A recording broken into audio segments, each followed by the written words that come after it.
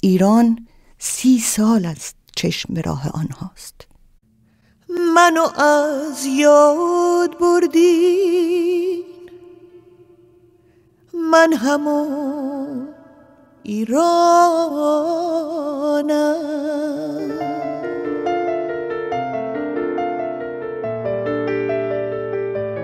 وقتی رفتیم گریه کردم توی اون فصل قبالود، گفتین اما بر میگردیم، همه دل خوشیم همین بود. گفتین و منم نشستم منتظر با چشم بیدار، بچه های نازنینم پس چی شد وعده دیدار، پس چی شد وعده دیدار.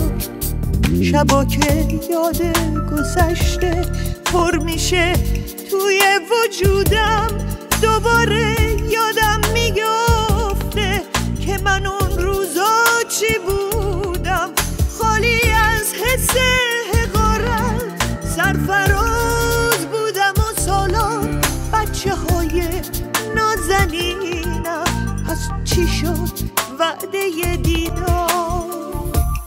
منو از یاد نبریم، میدونم ویرانم، زجه هامو میشنویم، من همون ایرانم، من همون ایرانم.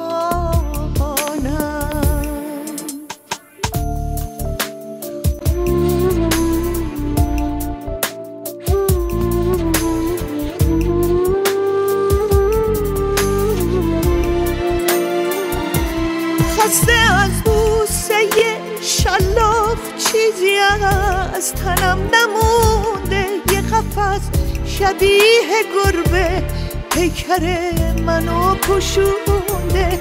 از همون روزی که رفتیم من یه روز خوش ندیدم، بچه‌ها با من نبودین تا ببینین چی کشیدم، تا ببینین چی کشیدم.